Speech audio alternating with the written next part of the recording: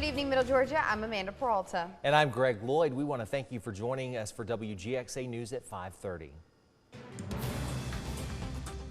A top shuts down at midnight Saturday. The nation and Georgia could face some major challenges from paychecks and assistance programs. Things will certainly take a slowdown. We want to hear from you at home. Will a government shutdown affect you personally? Scan the QR code on your screen to vote in our interactive poll. Nearly 64,000 Georgia service members could be forced to work without pay, according to a news release from the Democratic Party of Georgia.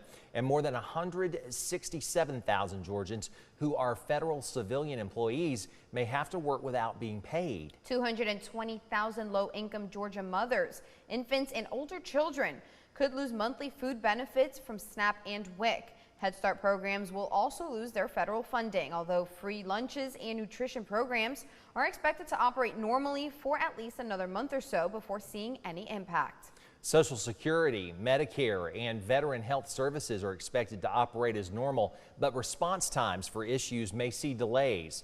TSA officers and air traffic controllers will also be working without pay. This is expected to slow down security lines. USPS mail services will run as normal, and student loan repayment will start again on October the 1st. The government is on the brink of a shutdown as a budget battle continues on in Congress. House Republicans now putting border security at the center of the fight as hardline conservatives stand in the way of House Speaker Kevin McCarthy's efforts. Janae Bowens has the latest on the negotiations. With the federal government on the verge of a shutdown, House Republicans are nowhere near a solution. The Senate, to their credit, Democrats and Republicans are talking. You guys can't even talk with yourselves. Instead of pursuing a bipartisan agreement on a short-term solution like the Senate, House Speaker Kevin McCarthy is in a stalemate with a handful of hardliners within his own ranks and is now shifting blame to the White House. Another reason for the stopgap is to address President Biden's historic failure on the southern border. McCarthy pushed a spending bill that would include more funding for border security, something missing from the Senate bill. But it wasn't enough for his Republican critics. The Republican border position has gotten weaker through this continuing resolution. Gaetz says he's fed up with reckless government spending, which is why he won't support a short-term solution like the Senate's bill. I'm not voting for a continuing resolution because since the 90s, our government has been funded by either a continuing resolution or an omnibus spending bill. Because of the House GOP's slim majority, McCarthy faces a choice: continue to woo the hardliners or work with Democrats to keep the government open. Gaetz suggests the latter will be the end of McCarthy's speakership. Speaker McCarthy cannot use Democrat votes to advance the spending priorities of Joe Biden and expect that he's going to remain the Republican speaker. Many rank-and-file Republicans becoming frustrated with Gaetz stonewalling. This has become a situation where the American people are going to be harmed because of one person, Matt Gaetz. Meanwhile, the White House placing blame squarely at the feet of the GOP. This is going to be the extreme part of the House, Republican. It's going to be their shutdown. Now, if Congress can't figure it out, the government will shut down at 12:01 a.m. on Sunday morning. Federal agencies are already telling employees to prepare for a shutdown. On Capitol Hill, I'm Janae Bowens. And the question we've been asking you at home, if you'd be impacted by the shutdown, and not surprisingly, 71% of you say yes, 29% no. Scan the QR code and have your voice heard in our interactive poll. If House Speaker Kevin McCarthy is ousted from his leadership position, who'd replace him? According to Axios, whoever it might be, House Republicans want to steer clear of another grueling speaker vote. The report notes that House Majority Leader Steve Scalise would be the natural successor, though there are questions about his availability given his cancer diagnosis. As of right now, McCarthy still has a job, but Congressman Matt Gaetz and other hardliners are threatening a motion to vacate if he works with Democrats to avoid a shutdown. As some lawmakers stress the importance of an impeachment inquiry of President Joe Biden, others say the timing is bad. The Republican-led House Oversight Committee held its first inquiry hearing on Thursday. Those who have pushed for an inquiry say Americans have the right to accountability if the president abused his power in office. Meanwhile, Congress has until the end of Saturday to pass a funding plan that would avoid a government shutdown. Some in Congress say the priority should be averting a shutdown. That the American people who want their government to work for them saw a complete show that went nowhere and no progress on keeping the government open. I don't know if it was intended as a distraction for the upcoming shutdown or certainly continuing resolution that we have to pass, or whether it was just a bad play. After Thursday's hearing, House Oversight Committee Chair James Comer issued subpoenas for more banking records from President Biden's son and brother. Well, another beautiful day across Middle Georgia. This time it was a little bit hotter than yesterday, but it still wasn't bad. I can't complain. Oh, is it ever beautiful out there? And Amanda, if you like today, Chief Meteorologist Ryan Stinnett says get ready for more of the same through the weekend. When I do my forecast, I think of my colleagues, and I just think it's going to be beautiful like both of them. But as we look at Mercer University, the Mercer Bears getting ready for that big game this week on our Wilson Bryant Heating and Air Skycast Network. Gorgeous weather across all of Middle Georgia. It's still a little warm, but temperatures not too bad. We got low to mid 80s this evening. That's not going to change much over the next hour or so, but once that sun sets, those temperatures will begin to drop. High school football, we got temperatures in the 80s dropping into the 60s by the end of the game. A picture-perfect night for any of the teams across Middle Georgia and really across much of the state. No issues. Now tonight, overnight lows fall into the low 60s. I like to call those soothing 60s across Middle Georgia. Tomorrow, going to be another warm one, and the great weather continues into next week. I'll show you that extended forecast in Maine weather. Ain't so bad looking yourself, Mr. Stinnett. Now's a great time to download the WGXA weather app. Just scan the QR code on your screen to download the app straight to your smartphone. Ryan will be back in less than 20 minutes with your 10-day forecast. In the race for the White House tonight, there are questions about the conventional wisdom that it'll be a rematch between President Biden and Donald Trump.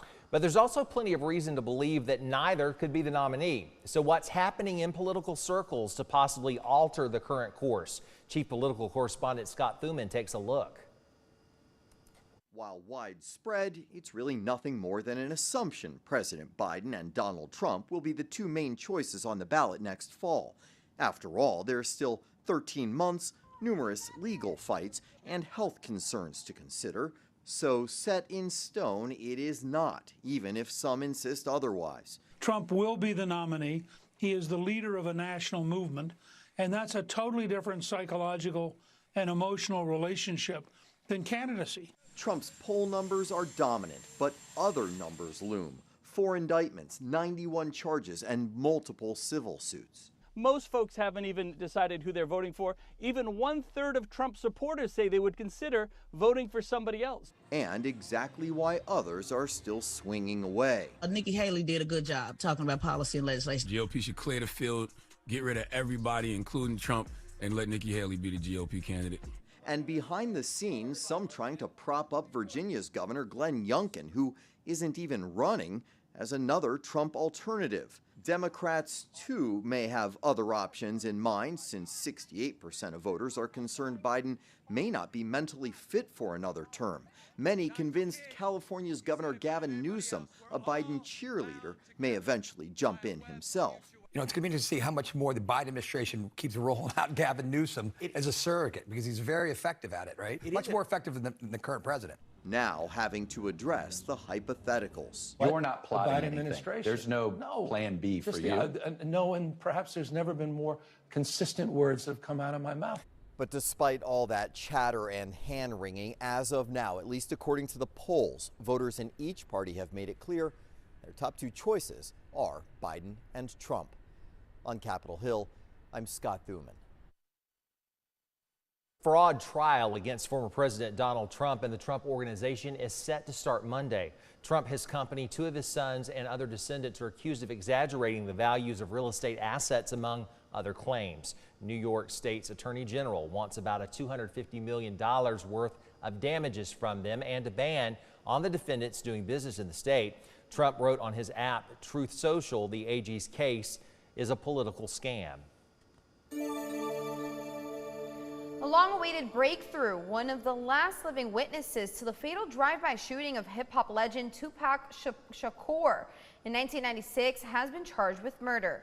A Nevada grand jury indicted 60-year-old Dwayne Keefe D. Davis in the killing. He was arrested early this morning. Now, it's unclear if he has an attorney to comment. Davis has long been known to investigators.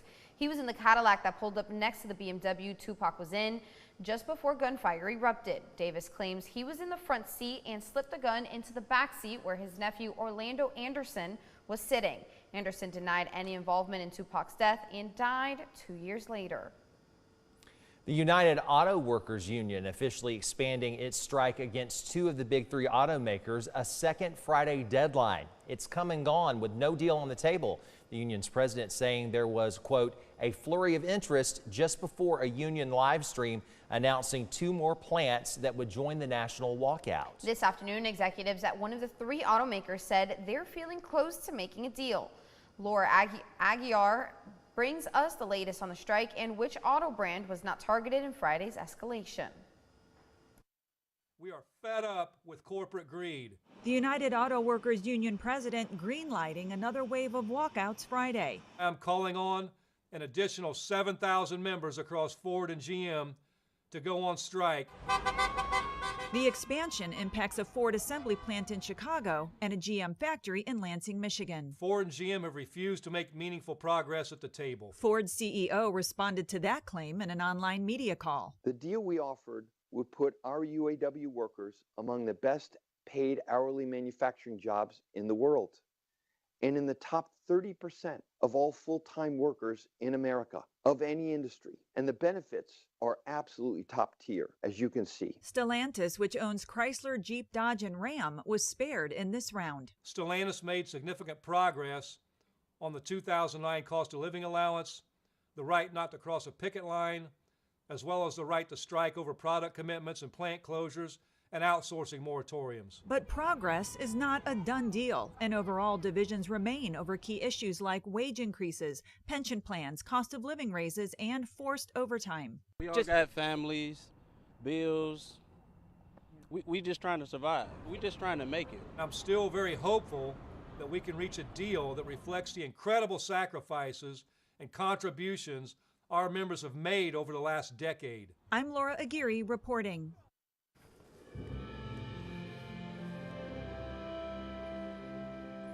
California Senator Dianne Feinstein has died at 90 years old. Now, that's according to a report from the Associated Press. The Democrat served in the Senate for more than 30 years. She was California's longest-serving senator and the longest-serving woman in the Senate. Feinstein had been dealing with health issues in recent months. Her death leaves a vacant seat in the Senate, which means Governor Gavin Newsom will have to appoint a temporary successor.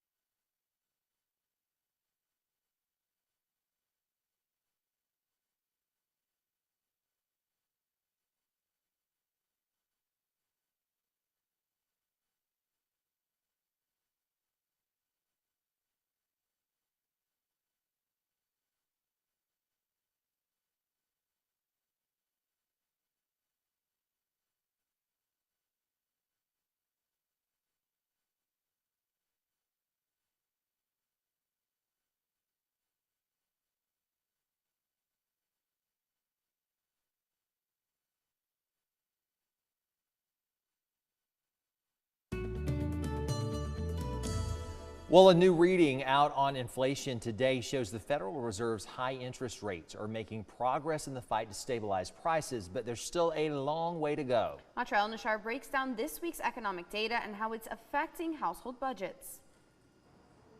One of the measures of inflation the Federal Reserve watches closest just dropped to the lowest level in almost 2 years. But there are troubling signs beneath the surface. In August, the price index measuring goods and services purchased by households, excluding food and energy, was up 3.9% for the year, inching closer to the Fed's target rate of 2%. The Commerce Department data also shows incomes rose 0.4% for the month. Lael Brainerd, former vice chair of the Fed, who now serves as a top economist in the Biden administration, says all of this is encouraging. Yes, I think there are risks to the economy.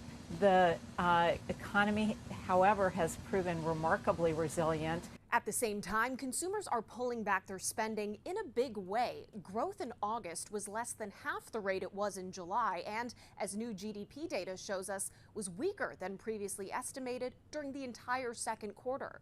It goes hand in hand with a new reading on consumer sentiment by Morning Consult and Axios, showing a dip among all income levels in September. Many economists, even Fed Chair Jerome Powell, blame high energy prices. It really comes down to how persistent, how sustained these energy prices are. The national average for a gallon of regular gas stood at $3.83 Friday, according to AAA, and it's averaged above $3.50 since February. Immediate pain at the pump that, over time, inflates prices of other commodities, helping to renew fears of stagflation, which is a period of stagnant growth and high inflation, usually coupled with a high unemployment rate. But the labor market remains strong and is expected to stay that way. In Washington, I'm Atrel Nishar reporting. Again, it's a beautiful Friday evening across Middle Georgia. Looking down in Dublin once again on our Wilson Bryant Heating and Air Skycast Network. Got a light east-northeast wind at 7. Temperature still 84 degrees, but again, picture perfect. Hardly a cloud in the sky, just a few on the horizon. But other than that, it's going to be a fantastic night and fantastic early fall weekend across Middle Georgia. Sunny, dry, very warm days. That highlights our forecast for the foreseeable future. Clear and refreshing nights. You're going to notice a big temperature change day to day. That's the diurnal temperature range. It's going to be in the 50s in the morning, mid to upper 80s at night, and that's that dry air in place. Dry air heats up fast and it cools off fast, but also dry air has no moisture with it, and that's why we're not seeing any meaningful rainfall the next 7 to 10 days across much of Middle Georgia, and it could be even a little longer. Now, late next week, we may see a front push through that could bring a few showers, but we'll just have to wait and see. Again, that's still about 7 to 10 days away. Still got 2 systems in the Atlantic. Now, hurricane season lasts until November 30th. Still 2 months left in the season. We got Philippe and we got Rena.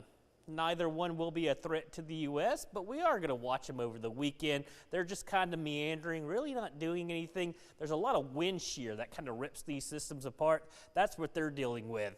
We'll keep an eye on them, but again, hurricane season, once you get into October and November, we have to watch the Gulf and off the southeast coast. You get a lot of homegrown systems. No homegrown systems anytime soon. High pressure firmly in control of our weather. Clockwise flow around it. That keeps that dry air settled into Middle Georgia. And that's what we're going to be dealing with through the weekend, well into next week. And that's certainly some great news as the Georgia National Fair will start next week, and it will be a dry start.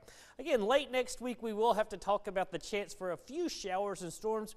It depends if that front can materialize and push through Middle Georgia. We're hoping for it because it could bring some much cooler air, but again, still 7 to 10 days away. We'll worry about that next week. What you're going to start to notice, our muggy meter, it continues to drop down. Pleasant to refreshing air mass, absolutely gorgeous weather again for Middle Georgia. Tonight, like this morning, we'll be near 60 degrees on average. There'll be quite a few upper 50s across Middle Georgia, but tomorrow afternoon, that dry air warms up fast. We're talking upper 80s. Sunny and very warm for us all. And again, pick out your location. You'll be in the 80s tomorrow. No threat for rain. Severe clear with blue sky and sunshine. That'll continue through Sunday, Monday, Tuesday, likely even into Wednesday. We may get a few clouds that are late next week. Again, it depends on that front, but highs in the 80s, lows in the 50s. And again, kids may need a light jacket out the door some mornings next week. And finally, your Harris's Body Shop Fishing Game forecast looking amazing as well. 2 peaks in the excellent range, once at 3 a.m., again at 3:40 p.m.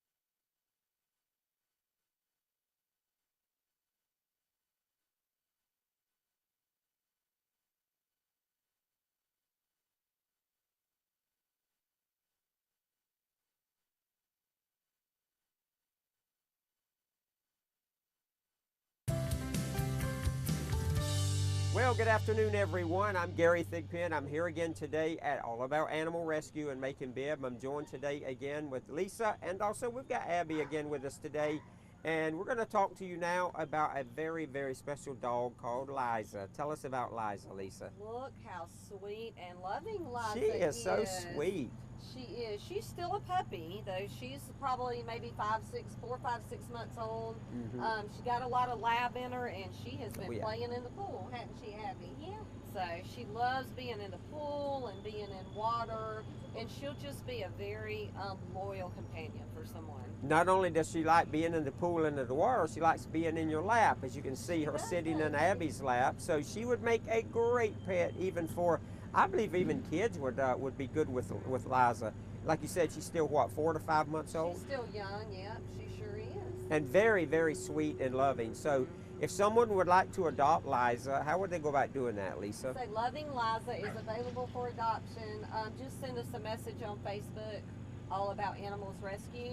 Let us know you saw this sweet girl on TV and you want to meet her. All right, ask for her by name, Liza. Let's go ahead and find her a good home today. She really deserves it. So thank you so much, Lisa and Abby. Thank you. We appreciate it.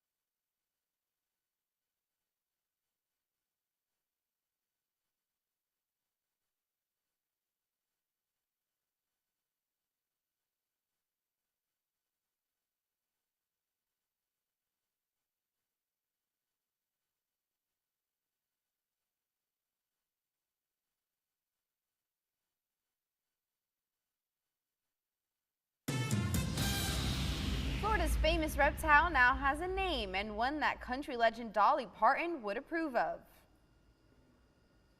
Names that kind of rung really clear with us and grew on us was a takeoff of one of Dolly's famous songs. Yep. So we're going to name this little gator Jolene. That's a nod to Parton's famous 1973 song Jolene, and it was chosen from a list of names submitted to Gatorland. Little Jolene went viral earlier this month after she was found wandering in Central Florida with the top half of its jaw missing. Gatorland later took her in, and she continues to receive treatment in isolation. Park officials say she has since gained about 0.1 ounces. Jolene was also able to eat 2 mice completely on her own using the back of her tongue, a new milestone for the little gator. Park officials also say they are holding off any potential prosthetic for her upper jaw until Jolene gains more weight and feels more comfortable in her new environment. What a fitting name. That is so cute. I want that gator now. You So want glad they're the helping gator? the gator. Because it's precious. She was cute. Well, I got to share something with you. The song Jolene, I remember when it was out. I wasn't born in '73 when it came out, but a year later. And then about 10 years later, I used to play with my mom and dad's record player a lot. And I felt so sorry for Dolly Parton because I thought that this woman named Jolene was going to take away her husband, and I was thinking it was real, and I was associating it with Dolly Parton. I thought, who wouldn't want to be with Dolly Parton? It's just a and I felt sorry classic for her. song. I still listen to it. I think they say it's like the #1 karaoke song in the world. Really? I believe it. Yeah. Yeah. I'm surprised by that. It's not my karaoke song. Yeah. But No. it's a good one. Yeah. What's your karaoke song? I'd love to hear you sing karaoke. We're going to get you That's to do for it the sometimes? next show. That's for our That's next for show? Monday. That's good because we're running out of time. Saved by the clock there. That's going to do it for WGXA News at 5:30. We invite you to join us at 6 on ABC 16. Enjoy your Friday evening and wonderful weekend of weather, Middle Georgia.